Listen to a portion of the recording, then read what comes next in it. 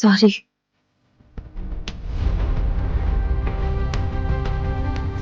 You see this man, my husband, No, madam. No. anywhere here? No. No.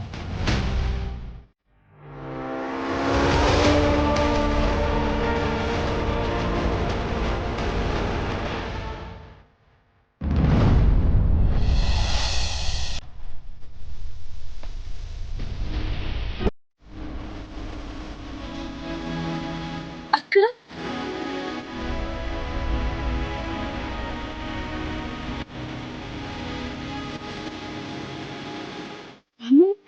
ನೀನೇನು ಹೇಳಿ, ಯಾವಾಗ ಬಂದೆ? ಮೊನ್ನೆ ಬಂದೆ ಅಕ್ಕ. ಜಾನವ್ರೆ ಚೆನ್ನಾಗಿದ್ದೀರಾ? ಚೆನ್ನಾಗಿದ್ದೀನಿ ಬಾವ. ಸರಿ, ನೀನೇನು ಒಬ್ಳೆ? ಜಯಂತ್ ಅವರಲ್ಲಿ ಅವರು ಇವಾಗ ತಾನೇ ಎಲ್ಲೋ ಹೋಗ್ಬಿಡ್ತೀನಿ ಒಂದು ನಿಮಿಷ ಅಂತ ಹೋದ್ರು. ಅವ್ರಿಗೋಸ್ಕರನೇ ಕಾಯ್ತಾ ಇದ್ದೀನಿ. ಹೌದಾ?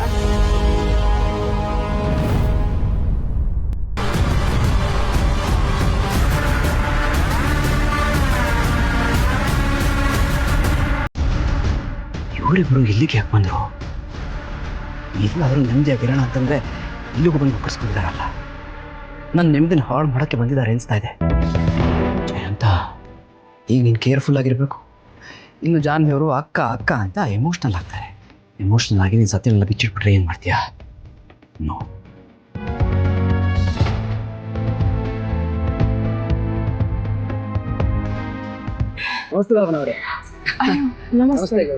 ನಮಸ್ಕಾರ.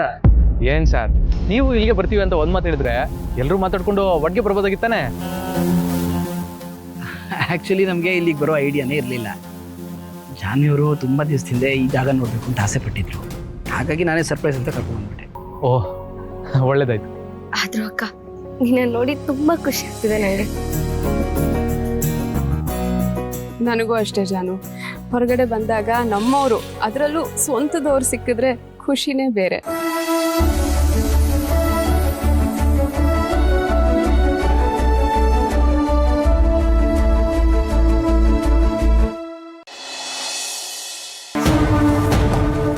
ಅಣ್ಣ, ನೀವೊಬ್ಬ ವ್ಯಕ್ತಿನ ಹುಡ್ಕಕ್ಕೆ ಕೇಳಿದ್ರಲ್ಲ, ಅಂತ ವ್ಯಕ್ತಿನ ನಾನು ಹುಡುಕಿದ್ದೀನಿ.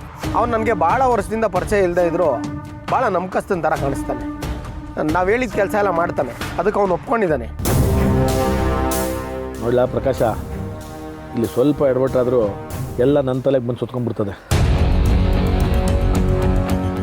ಜೊತೆಗೆ ನನ್ನ ರಾಜಕೀಯ ಜೀವನನೇ ಎಕ್ಕುಟ್ಟೋಗ್ಬಿಡ್ತದಲ್ಲ, ಅದನ್ನೆಲ್ಲ ಮನಸ್ಸಲ್ಲಿ ಇಟ್ಕೊಂಡಿದ್ಯಾ? ಅಪ್ಪಯ್ಯ, ಪ್ರಕಾಶ್ ಅಣ್ಣ ನಮಗೆ ಗೊತ್ತಿಲ್ವೇ? ನಮ್ಮ ಪಕ್ಷಕ್ಕೋಸ್ಕರ ಹಗಲು ರಾತ್ರಿ ದುಡ್ದವ್ರೆ. ಆ ನಂಬಿಕೆ ಇರೋದಕ್ಕೆ ತಾನೇ ಈ ಕೆಲಸನ ಅವ್ರಿಗೆ ವಹಿಸಿರೋದು. ಪ್ರಕಾಶ್ ಅಣ್ಣ ಹುಡ್ಕವ್ರೆ ಅಂದಮೇಲೆ ಆ ಹುಡುಗ ನಂಬಿಕೆವಸ್ತ ಆಗಿರ್ತಾನೆ ಅನ್ನೋ ನಂಬಿಕೆ ನನಗೆ ಅದೇ ಕಣಪ್ಪಯ್ಯ. ಲೇಯ್ ಮರುಗಡ ಬಡ್ಡತ್ತದೆ. ಇಲ್ಲಿ ನಮ್ಮ ಹುಷಾರಲ್ಲಿ ನಾವು ಇರಬೇಕಲ್ಲ. ಇಲ್ಲಿ ಯಾರು ಯಾವಾಗ ಹೆಂಗೆ ಬಣ್ಣ ಬದಲಾಯಿಸ್ತಾರೆ ಅಂತ ಹೇಳಕ್ಕೆ ಹಾಕಿಲ್ಲಕ್ಕಲ್ಲ. ಲೈ ಸಾಹೇಬ್ರೆ, ನೀವು ಅವನ ಬಗ್ಗೆ ಚಿಂತನೆ ಬಿಟ್ಬಿಡಿ. ಒಂದು ಮಾತು ಹೇಳಬೇಕು ಅಂದರೆ, ನಂಬಿಕೆಯಲ್ಲಿ ಅವನು ನನಗಿಂತ ಅವನ ಕೈ ಮೇಲೆ. ನಾವು ಹೇಳಿದ ಕೆಲಸನ ಅವನು ಚಾಚು ತಪ್ಪದೆ ಮಾಡ್ತಾನೆ. ಆಮೇಲೆ ನೀವು ಅವನೇನು ಹೇಳಿದ್ದಾನೋ ಅದನ್ನು ಕೊಟ್ಟರೆ ಸಾಕು. ನೀವು ಆ ಕಡೆ ತಲೆನೇ ಹಾಕ್ಬೇಡಿ, ಉಳಿದಿದ್ದು ನಾನು ನೋಡ್ಕೋತೀನಿ. ಸರಿ ಬಿಡಲ ಪ್ರಕಾಶ, ನೀನು ಈಟೊಂದು ಹೇಳ್ತಾ ಇದ್ದೆ ಅನ್ನೋಕ್ಕೆ ನಂಬಿಕೆ ಇಟ್ಕೊಳ್ಳೋಣ. ಅವನಿಗೆ ಮಾತು ಬರಲ್ಲ. ನಿಮ್ಗೆ ಎಷ್ಟು ಬೇಕೋ ಅಷ್ಟು ಕೆಲಸ ತಗೊಳ್ಳಿ. ಅವ್ನು ಸರಿಯಾಗಿ ಸಿಕ್ಕಿದ್ದಾನೆ. ಮರಗೌಡ, ಈಗ ನಾವು ಅವನೋಗಿ ನೋಡೋದು ಬೇಡ, ಅವನ ಕೈಲಿ ನಾವು ದುಡ್ಡು ಕೊಡೋದು ಬೇಡ. ಅದು ಇನ್ನೊಂದಕ್ಕೆ ದಾರಿ ಮಾಡಿಕೊಟ್ಬಿಟ್ರೆ ಕಷ್ಟ ಆಯ್ತದಕ್ಕಲ್ಲ. ಅದಕ್ಕೆ ನೀನು ಇವನ ಕೈಲೇ ದುಡ್ಡು ಕಳಿಸು. ಅದೇನೇನು ಹೇಳಬೇಕು ಅಂತೆಲ್ಲ ಹೇಳಿ ಕಳಿಸು. ಇವ್ನು ಹೇಳೋದು ಸರಿಯಾಗಿ ಅದೇ. ನಾವು ಅವ್ನ ಕಣ್ಣು ಕಾಣಿಸ್ಕೊಳ್ಳೋದೇ ಬೇಡ. ಪ್ರಕಾಶ, ನೀನು ನಡಿ. ಮರಗೌಡ, ನೀನು ಹೋಗಿ ಅದೇನು ತಲುಪಿಸ್ಬಿಟ್ಟು ಅದೇನು ಮಾತಾಡ್ಬೇಕು ಬಾಬು. ಸರಿ ಕಣಪ್ಪಯ್ಯ. ಹುಷಾರ್ ಕಲ. ನಡಿ. ಹ್ಞೂ ಕಣಪ್ಪಯ್ಯ. ಬರ್ತೀನಿ ಸಾಹೇಬ್ರೆ. ನಮಸ್ತೆ. ನಡಿ ನಡಿ.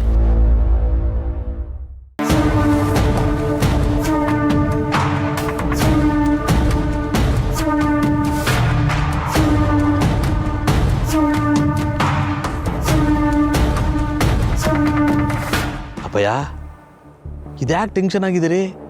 ಸರೆಂಡರ್ ಆಗೋಕ್ಕೆ ಪ್ರಕಾಶಣ್ಣ ಯಾರನ್ನೋ ವ್ಯವಸ್ಥೆ ಮಾಡಿದ್ದೀನಿ ಅಂದವನಲ್ಲ.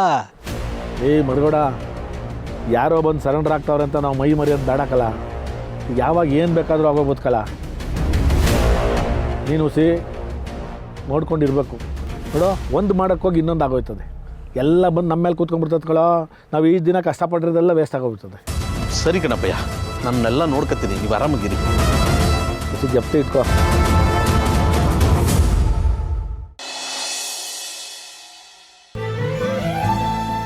ಜಾನು, ನೀನು ಇಲ್ಲಿಗೆ ಬರ್ತೀಯ ಅಂತ ನನಗೆ ಹೇಳಲೇ ಇಲ್ವಲ್ಲೇ? ಅದು ಅಕ್ಕ, ಅವರು ಸರ್ಪ್ರೈಸ್ ಅಂತ ನನ್ನ ಇಲ್ಲಿಗೆ ಕರ್ಕೊಂಡು ಬಂದರು. ಅದಕ್ಕೆ ಯಾರಿಗೂ ಹೇಳೋಕ್ಕಾಗಲಿಲ್ಲ. ನನ್ನ ವಿಷಯ ಬಿಡು, ನೀನೇನು ಇಲ್ಲಿಗೆ ಬಂದಿರೋದು ಹನ್ಮೂನ್ಗಾ? ಹನಿಮೂನ್ ಅಂತ ಏನೂ ಇಲ್ಲ ಜಾನು. ಮನೆಯವರೆಲ್ಲ ಹೋಗಿ ಬನ್ನಿ ಅಂತ ಬಲವಂತ ಮಾಡಿದ್ರು, ಅದಕ್ಕೆ ಬಂದಿದ್ದೀವಿ. ಆದರೂ ನಿನ್ನ ಇಲ್ಲಿ ನೋಡ್ತಿರೋದು ಎಷ್ಟು ಖುಷಿ ಆಗ್ತಿದೆ ಗೊತ್ತಾ? ಬಂದಿದ್ದು ಒಳ್ಳೇದಾಯ್ತು ಬಿಡು. ಒಬ್ರಿಗೊಬ್ರು ಅರ್ಥ ಮಾಡ್ಕೊಳ್ಳೋದಕ್ಕೆ ಸುಲಭ ಆಗುತ್ತೆ. 2 ದಿನ ಎಲ್ಲೆಲ್ಲಿ ಸುತ್ತಾಡಿದ್ರಿ? ಅದ್ಯಾವುದೋ ದೇವಸ್ಥಾನಕ್ಕೆ ಹೋಗಿದ್ವಿ, ಲೇಕಿಗೆ ಹೋದ್ವಿ, ಅಲ್ಲಿ ನೆಗಡಿ ಬಂತು, ಸ್ಟೀಮ್ ತಗೊಂಡು ಫೈನಲಿ ರೂಮಲ್ಲಿ ಬಿದ್ಕೊಂಡ್ವಿ. ನನ್ನ ವಿಷಯ ಬಿಡು, ನೀನು ಹೇಗಿದ್ಯಾ? ಮಗು ಬೆಳವಣಿಗೆ ಹೇಗಿದೆ?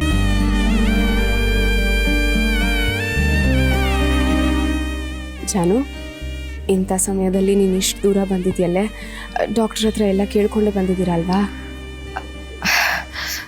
ಅಕ್ಕ, ಅದು ಜಾನ್ವಿ ಅವರೇ, ಏನಾಯ್ತು? ಯಾಕೆ ಅಪ್ಸೆಟ್ ಆಗಿದ್ದೀರಿ? ಏನಿಲ್ಲ ಜಯಂತ್ ಅವರೇ, ಇಷ್ಟು ದೂರ ಬಂದಿದ್ದೀರಲ್ಲ, ಡಾಕ್ಟ್ರನ್ನ ಕೇಳಿ ಬಂದ್ರ ಅಂತ ಕೇಳ್ತಿದ್ದೆ ಅಷ್ಟೇ. ಭಾವನಾ ಅವರೇ, ಡಾಕ್ಟ್ರನ್ನ ಕೇಳಿ ಅವ್ರ ಪರ್ಮಿಷನ್ ತೊಗೊಂಡೆ ಜಾನ್ವಿ ಅವ್ರನ್ನ ಇಲ್ಲಿವರೆಗೂ ಕರ್ಕೊಂಡ್ಬಂದಿರೋದು. ಓ,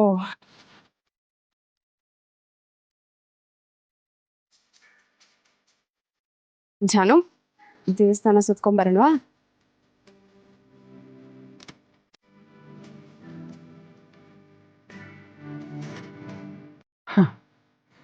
ನೋಡಿದ್ರೆ ಸರ್, ಅಕ್ಕಂಗಿರಿಬ್ರು ಸೇರಿದ್ಮೇಲೆ ನಮ್ಗೇನು ಕೆಲಸನೇ ಇರೋದಿಲ್ಲ. ಮನೆ ನಾವು ಆ ಕಡೆ ಎಲ್ಲರೂ ಹೋಗಿ ಸುತ್ತಾಡ್ಕೊಂಡು ಬರೋಣ. ಸರ್, ಯಾಕೆ ಏನೋ ಟೆನ್ಷನಲ್ಲಿರೋ ಆಗಿದೆ? ಏನು ಯೋಚನೆ ಮಾಡ್ತಿದ್ದೀರಾ? ಏನಿಲ್ಲ ಗೌಡ್ರೆ, ಬೆಳಗ್ಗಿಂದ ಯಾಕೋ ಸ್ವಲ್ಪ ತಲೆನೋವು, ಮನ್ಸಿಗೆ ಯಾಕೋ ನೆಮ್ಮದಿ ಇಲ್ಲ ಅನಿಸ್ತಾ ಇದೆ. ಆದರೆ ಈಗ ನೋಡಿ, ನೀವು ಸಿಕ್ಕಿದ್ದೀರಲ್ಲ, ಎಲ್ಲ ಸರಿ ಹೋಗುತ್ತೆ.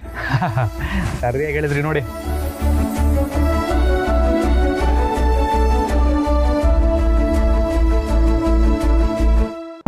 ಮರುಗಡ ಎಲ್ಲಲ್ಲ SP ಇನ್ನೂ ಬಂದೇ ಇಲ್ಲ.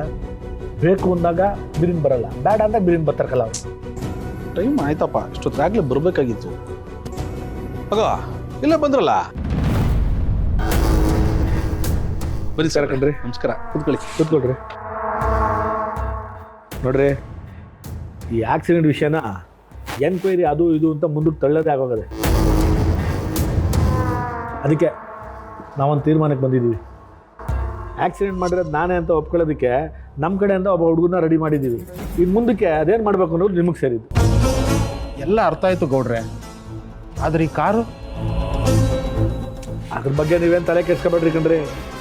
ಆಕ್ಸಿಡೆಂಟ್ ಆಗಿದ್ದ ದಿವಸನೇ ಆ ಕಾರ್ನ ಮಣ್ಣಲ್ಲಿ ಊತಾಕಿದೆ. ಈಗ ಅದನ್ನ ಆಚೆಗೆ ತೆಗ್ಸಿದ್ರೆ ಆಯಿತು.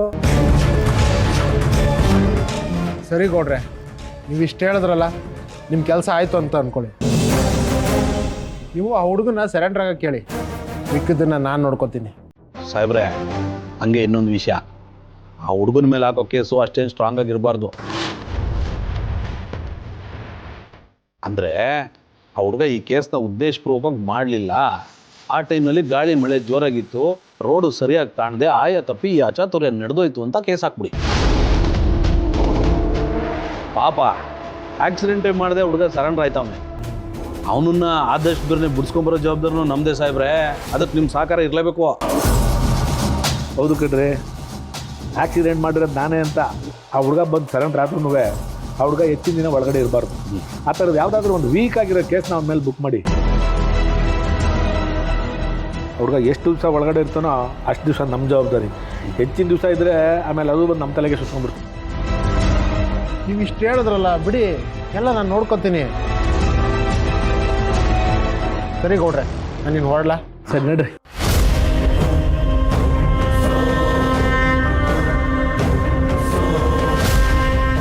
ಆಮೇಲೆ ಆ ಹುಡುಗಂಗೆಲ್ಲ ಹೇಳಿದ್ಯಲ್ವೇ, ಇನ್ನೊಂದು ಕಿತ ಎಲ್ಲ ಅವ್ನು ವಿವರವಾಗಿ ಹೇಳ್ಬಿಟ್ಟು ಕಳಿಸು. ಆಯ್ತು ಕಣಪ್ಪಯ್ಯ, ಅದನ್ನೆಲ್ಲ ನಮ್ಮ PA ಗೆ ಹೇಳಿವ್ನಿ, ಅವರೆಲ್ಲ ನೋಡ್ಕೋತಾರೆ.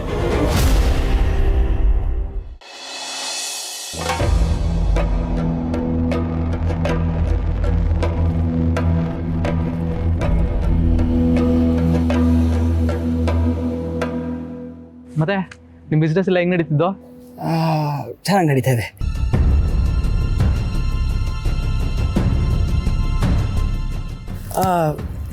ಅಂದಾಗೆ ನಿಮ್ಮ ರಾಜಕೀಯ ಹೇಗೆ ನಡೀತಿದೆ? ಓಹ್ ನಮ್ಮದು ಅಪ್ಪಾಜಿ ಮಂತ್ರಿ ಆದಮೇಲೆ ನನಗೆ ಮಾಡೋಕ್ಕಷ್ಟೇನು ಕೆಲಸ ಇಲ್ಲ ಸರ್. ಏನಿದ್ರು ಅವ್ರಿಗೆ ಸಹಾಯ ಮಾಡಿಕೊಂಡು ಅವ್ರ ಜೊತೆ ಓಡಾಡ್ಕೊಂಡಿರೋದು ಅಷ್ಟೇ. ಸಿದ್ದೇಗೌಡ್ರೆ, ಹೊಸ ಊರು ಹೊಸ ಜಾಗ, ಅವರಿಬ್ಬರನ್ನೇ ಬಿಟ್ಟರೆ ಕಳೆದು ಹೋಗ್ಬಿಡ್ತಾರೆ ಅಂತ ಭಯ. ಬನ್ನಿ, ನಾವು ಅವ್ರ ಜೊತೆನೇ ಇರೋಣ. ಸರ್ ಹೇಳಿದ್ರಿ, ಬನ್ನಿ ಬನ್ನಿ.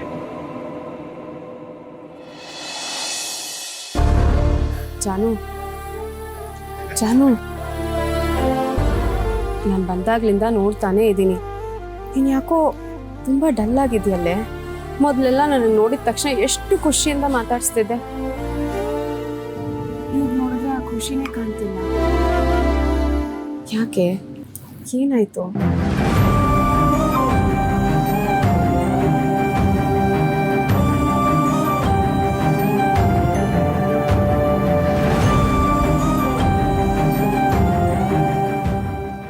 ಏನೂ ಇಲ್ಲ ಅಕ್ಕ, ನಾನು ಖುಷಿಯಾಗೇ ಇದ್ದೀನಿ.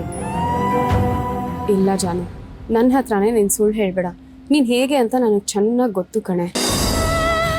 ನೋಡು, ನಿನ್ನ ನೋಡ್ತಿದ್ರೆ ಮನಸ್ಸಲ್ಲೇ ಏನೋ ಇಟ್ಕೊಂಡು ಕೊರಗ್ತಿದ್ಯಾ ಅನ್ನೋ ಹಾಗಿದೆ. ಅದೇನು ಅಂತ ನನ್ನ ಹತ್ರನಾದ್ರೂ ಹೇಳ್ಕೊಳೆ. ಅಕ್ಕ, ನಾನು ಹೇಳ್ತಿದ್ದೀನಲ್ಲ, ನಿಜವಾಗ್ಲೂ ನಾನು ಖುಷಿಯಾಗಿದ್ದೀನಿ. ಏನಾದರೂ ಇದ್ರೆ ನಿನ್ನ ಹತ್ರ ಹೇಳ್ಕೊಳ್ದೆ ಇರ್ತೀನ? ಇಲ್ಲ ಜಾನು, ನಾನು ನಿನ್ನ ಮಾತನ್ನು ನಂಬಲ್ಲ. ನೀನು ಮಾತಾಡ್ತಿರೋದು ನೋಡಿದ್ರೆ ಯಾಕೋ ನಿನಗೆ ನನ್ನ ಮೇಲೆ ನಂಬಿಕೆ ಇಲ್ಲ ಅಂತ ಅನ್ನಿಸ್ತಿದೆ. ಇಷ್ಟು ಬೇಗ ಈ ಅಕ್ಕನ ದೂರ ಮಾಡಿಬಿಟ್ಯಾ? ಇಲ್ಲ ಅಕ್ಕ. ಜಾನು, ಎಲ್ಲ ಸರಿಗಿದೆ, ನಾನು ಖುಷಿಯಾಗಿದ್ದೀನಿ ಅಂತ ನೀನು ಮಾತಲ್ಲಿ ಹೇಳ್ತಿರಬಹುದು. ಆದರೆ ನಿನ್ನ ಕಣ್ಣು ನೀನು ಸುಳ್ಳು ಹೇಳ್ತಿದ್ಯಾ ಅಂತ ಹೇಳ್ತಿದೆ ಕಣೆ. ಅದೇನು ಅಂತ ನನ್ನ ಹತ್ರನಾದರೂ ಹೇಳ್ಕೊಂಡು.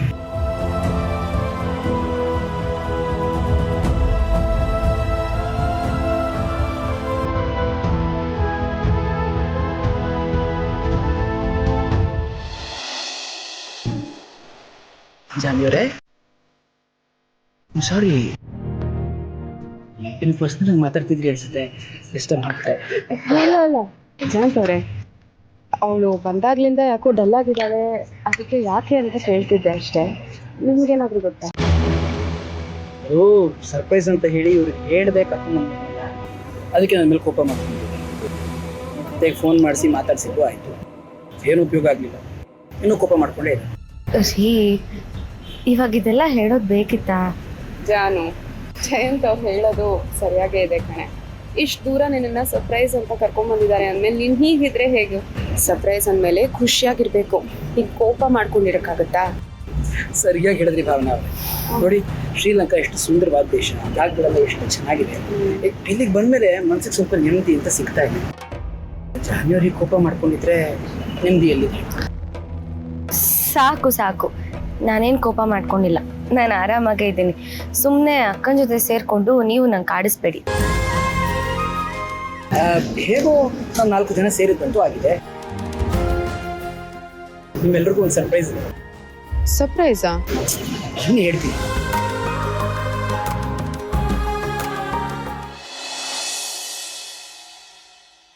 ಬಂಗಾರಿ,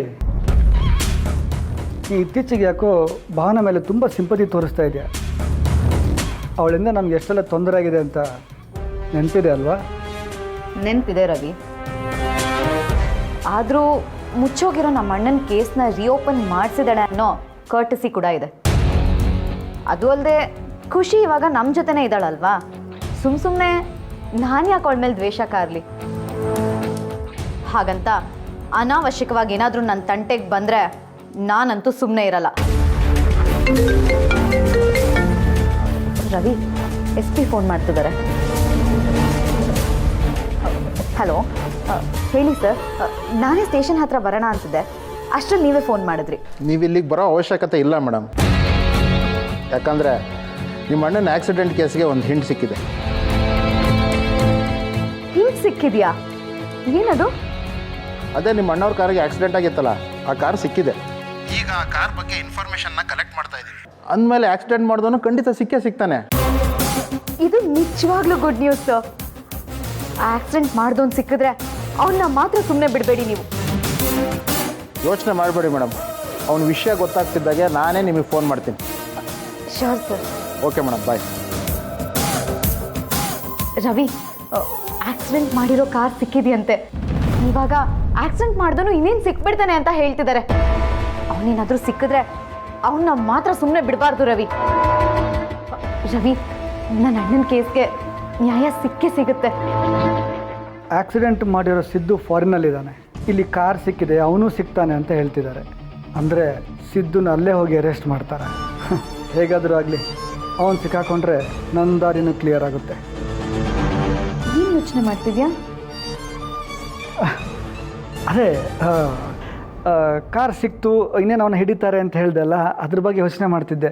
ಹಾಂ, ಅಂತೂ ನಿನ್ನ ಹೋರಾಟಕ್ಕೆ, ನಿನ್ನ ಕಷ್ಟಕ್ಕೆ ಒಂದು ಪ್ರತಿಫಲ ಸಿಕ್ತು. ಇಲ್ಲ ರವಿ, ನನ್ನ ಹೋರಾಟಕ್ಕೆ ಫಲ ಸಿಕ್ಕಿದ್ದಲ್ಲ ಇದು. ಭಾವನನ್ನ ಹೋರಾಟಕ್ಕೆ ಸಿಕ್ಕಿರೋ ಫಲ ಇದು. ನೀನು ಹೇಳ್ದಲ್ಲ ಅವಳ ಗಂಡನ ಜೊತೆ ಫಾರಿನಲ್ಲಿ ಹನಿಮೂನ್ ಎಂಜಾಯ್ ಮಾಡ್ತಿದ್ದಾಳೆ ಅಂತ. ಇಲ್ಲ, ಅವಳು ಫಾರಿನಲ್ಲಿದ್ದು ಈ ಕೇಸ್ ಬಗ್ಗೆ ಫಾಲೋ ಅಪ್ ಮಾಡ್ತಾ ಇದ್ದಾಳೆ. She is great.